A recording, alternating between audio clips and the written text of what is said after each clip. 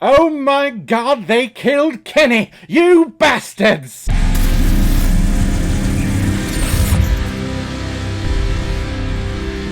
South Park Bigger, Longer, and Uncut, released in 1999, and it's directed by Trey Parker, who along with Matt Stone have created the genius cartoon program called South Park. And just like the TV show, this film is starring majority the voices of Trey Parker and Matt Stone, Isaac Hayes, and Mary Kay Bergman. And the reason why we're talking about South Park Bigger, Longer, and Uncut today is because it was a PayPal recommendation and donation from a longtime contributor and supporter of this channel, one that I haven't heard from in quite some time, but they finally reached out this year, so thank you very much, James Filbury. I greatly appreciate any support that you throw my way, and just happy that you're still interested in the show, so I greatly thank you, especially for sending over such an amazing movie, one that's very important to my childhood, because I grew up on South Park. I think I was a little late to the game, like I started watching like in season 4 and season 5, but going back, watching the previous episodes, and then going back and watching this movie, ever since then, South Park has been a major part of my life. So again, thank you very much for the recommendation.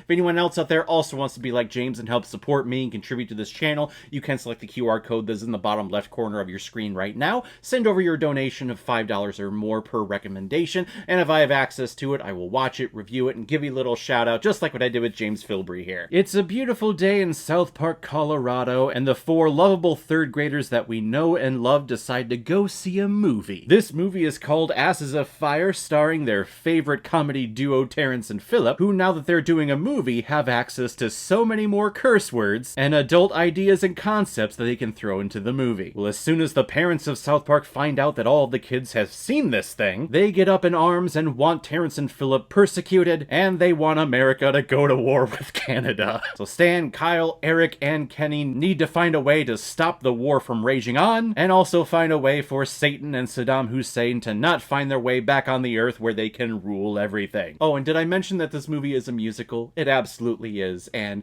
it's one of the best musicals that I've ever heard. And even if you're not into South Park, you don't like all the potty mouth stuff and all the fart jokes and all the inappropriateness, that's fine, but take it from a musical genius like Stephen Sondheim, who in many interviews said that this movie is one of his favorite modern musicals that he's ever seen. Trey Parker and Matt Stone know how to write character and story, and they also know how to compose amazing songs throughout their show, throughout their previous work in Cannibal the Musical, and to all the amazing songs that we hear in their puppet movie Team America World Police. They're rock stars, and they're 2 of my favorite living artists today. I just love whenever they get their hands on anything, or if they have any inspiration to create anything. The Book of Mormon, I will say this is probably my favorite Broadway musical of all time. That's right, even more so than Les Mis, that had been my favorite musical for majority of my life, but after seeing Book of Mormon, after auditioning for it and being, I guess, filmed for it, I guess, I'm in their catalog somewhere. Hashtag Caleb for Elder Cunningham if you want to get that thing started. I just love everything that they do, and it all stemmed from these early seasons of South Park. I remember being, and I still am, so in love with all of these songs. The second I turned this thing on to rewatch it for this review,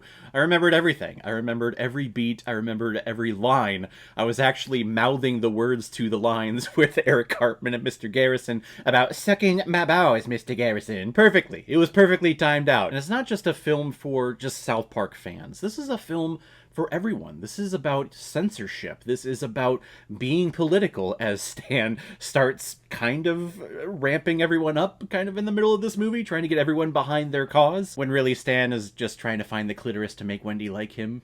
You know, how us guys do. But everything that they touch on in this film, just like the TV show South Park, even though it's done through crudeness and extremes and through humor and through fart jokes and through cussing, the themes and the message that they're getting at in here are so relevant, and they make fantastic and wonderful points to where if the majority of people thought like this, maybe this world wouldn't be in the shitter as it is now. In this movie, the parents are so gung-ho about getting rid of Terrence and Phillip because they're such potty-mouth people and we shouldn't have that programming on any of our TVs. They're so caught up in those causes they never stop to realize that, hey, maybe I should just focus on my kid and have a conversation with them and lead them through, yes, these are words in your language, but they are bad words. They are not good words that you shouldn't use all the time, only for certain circumstances. That's a beautiful message. Self-sacrifice and sacrificing your own personal goodness for the greater good, the journey that Kenny goes on in this film, even though it's surrounded by a homosexual relationship between Satan and Saddam Hussein,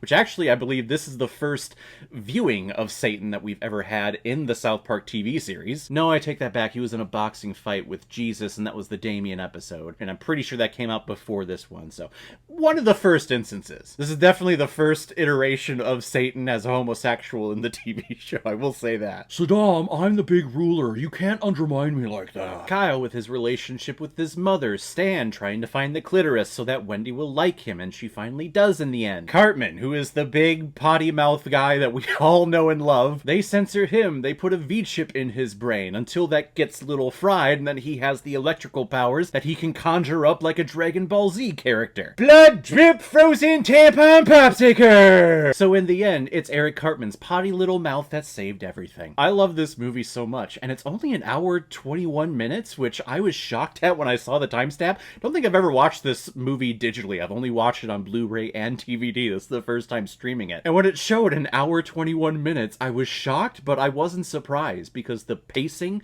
of the songs and of the story and of the dialogue is wonderful. Trey Parker, Matt Stone, they just know how to tell stories, and they know how to tell stories well, concisely, with entertainment, and in a good, impactful, and meaningful way. This is one of my favorite movies of all time, and it's definitely my favorite movie that came out in 1999, for sure. I'm gonna give South Park Bigger, Longer, and Uncut 5 out of 5 Blu-rays. I think I see blue. He looks glorious. So guys, if you've seen South Park Bigger, Longer, and Uncut, what did you think about it? If you stopped watching South Park, where did you stop watching it? I think I fell off a couple of years ago, probably around the pandemic. I need to get back into it, because I really do love that show. But whatever you thought, comment below, let me know what you thought about it. And as always, if you like what you see here, if you like my take on movies, then hit the subscribe button, and make sure you hit that bell so you'll know the next time I'm releasing my next movie review. So guys, I will see you next time on the channel, but in the meantime, be well, be good to each other, and go watch a movie. Take care, guys.